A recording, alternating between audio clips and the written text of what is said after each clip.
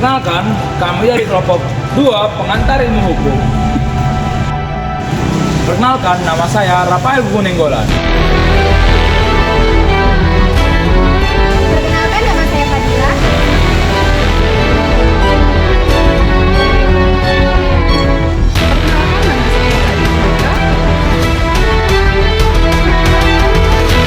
Perkenalkan, nama saya Deborah Afrida Pustuko.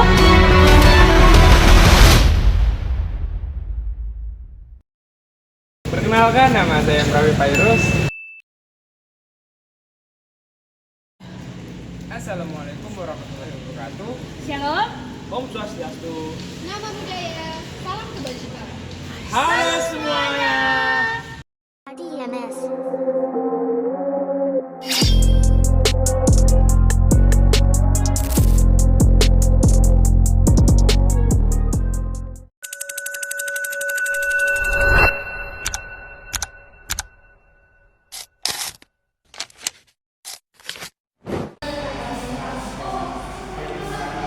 Selamat malam pemirsa. Kekerasan pada anak masih menjadi isu yang terus mendapat perhatian di tengah masyarakat. Di berbagai daerah, masih banyak anak yang mengalami perlakuan yang seharusnya tidak mereka terima, baik secara fisik, mental, dan mereka sering diabaikan. Situasi ini menunjukkan bahwa perlindungan terhadap anak masih membutuhkan kerjasama dari semua pihak, mulai dari yang paling kecil yaitu keluarga, lingkungan sekitar, hingga lembaga pemerintahan. Melalui pemberitaan malam ini, kami ingin mengajak pemirsa untuk peka dan peduli, karena setiap anak berhak mendapatkan rasa aman dan tumbuh dalam lingkungan yang sehat. Sekian, terima kasih. Kami menemukan bahwa di Jakarta sepanjang tahun 2025 tercatat ada lebih dari 1.900 kasus kekerasan terhadap perempuan dan anak. Yang memprihatinkan, lebih dari setengah korban adalah anak di bawah umur 18 tahun. Angka ini menunjukkan bahwa kekerasan pada anak bukan hanya sering terjadi, tetapi juga terus meningkat dari tahun ke tahun. Pemerintah daerah mengatakan bahwa tingginya tingkat laporan dipengaruhi oleh semakin banyaknya masyarakat yang berani melapor melalui layanan pengaduan resmi. Belakangan ini banyak terjadi kasus kekerasan pada anak.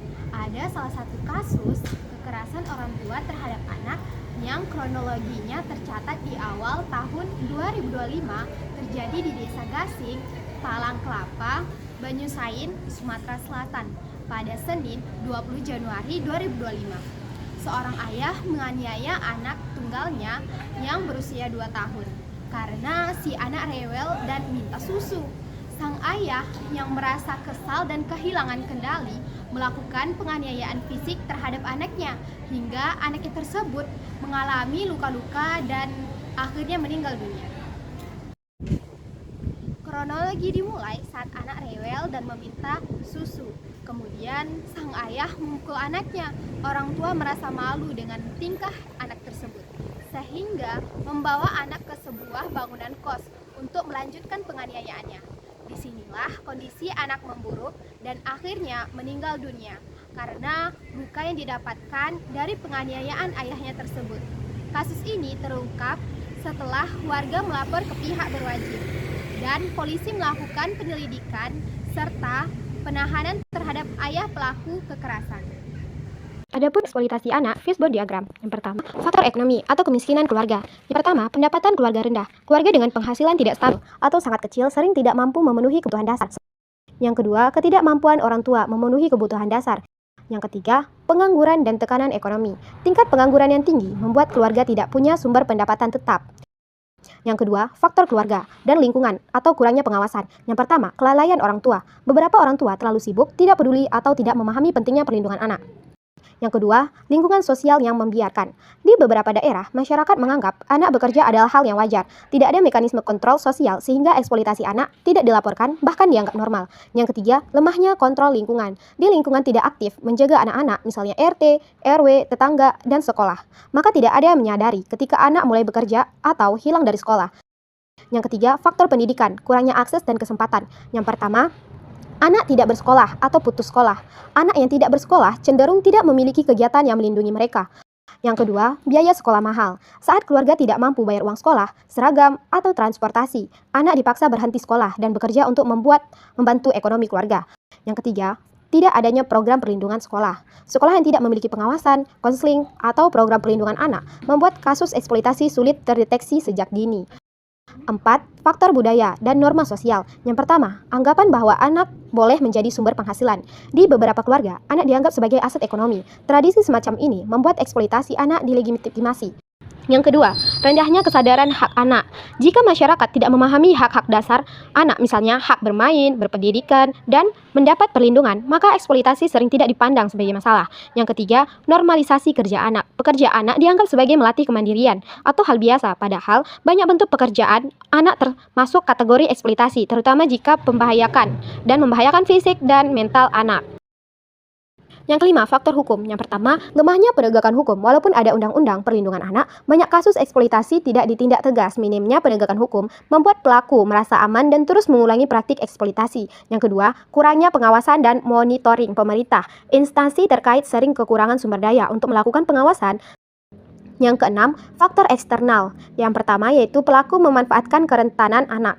Orang-orang tertentu mencari anak dari keluarga miskin untuk dipekerjakan dengan gaji kecil atau kondisi tidak manusiawi. Yang kedua, adanya jaringan eksploitasi. Eksploitasi anak sering melibatkan kelompok atau sindikat, terutama pada kasus perdagangan anak atau eksploitasi seksual komersial. Dalam Undang-Undang Perlindungan Anak, tindakan kekerasan fisik terhadap anak secara jelas dilarang dalam pasal 76C yang menyebutkan bahwa setiap orang dilarang melakukan kekerasan terhadap anak. Untuk konsekuensinya, pelaku dapat dikenakan pasal 80 ayat 3, yaitu pasal yang mengatur hukuman bagi pelaku kekerasan yang menyebabkan anak meninggal dunia. Ancaman pidananya maksimal 15 tahun penjara, dan karena pelaku adalah orang tua kandung, hukuman tersebut dapat diperberat hingga sepertiga dari ancaman hukum. Selain itu, aparat penegak hukum juga dapat menerapkan pasal dari Kitab Undang-Undang Hukum Pidana atau KUHP. Jika unsur perbuatannya memenuhi, pelaku dapat dijerat dengan pasal 338 KUHP tentang pembunuhan, karena tindakan kekerasan yang dilakukan berujung pada hilangnya nyawa korban. Dalam kondisi tertentu, apabila ditemukan adanya unsur kesengajaan yang lebih mendalam, pasal 340 KUHP tentang pembunuhan berencana juga dapat dipertimbangkan. Selanjutnya kita masuk pada dampak kekerasan pada anak. Yang pertama itu seperti gambar yang ada di sebelah saya. Yang pertama itu memicu risiko kematian. Anak bisa saja depresi lalu gantung diri. Yang kedua itu menimbulkan luka atau cedera. Bisa jadi itu karena pukulan atau kekerasan fisik dari orang tua. Yang ketiga itu gangguan perkembangan otak dan sistem saraf. Tumbuh kembang anak atau bisa dibilang kayak kreativitas anak bisa terganggu karena orang tua melakukan kekerasan pada anaknya. Yang keempat itu memicu perilaku buruk pada anak.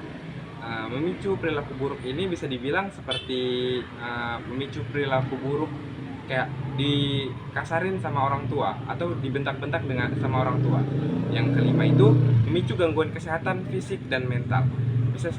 Anak-anak bisa rusak mentalnya karena caci makian dari orang tua, kekerasan fisik dari orang tua, segala macam kekerasan dari orang tua itu bisa mengganggu mental dan fisik anak. Yang terakhir mempengaruhi masa depan anak. Anak bisa saja depresi, bisa saja hilang arah atau dan lainnya karena dulu kecil dia merasa tidak diperhatikan, dia merasa selalu dikasari orang. Sekian video dari kelompok 2 kami. Jika kami ada salah kata, kami mohon maaf. Sekian, terima kasih.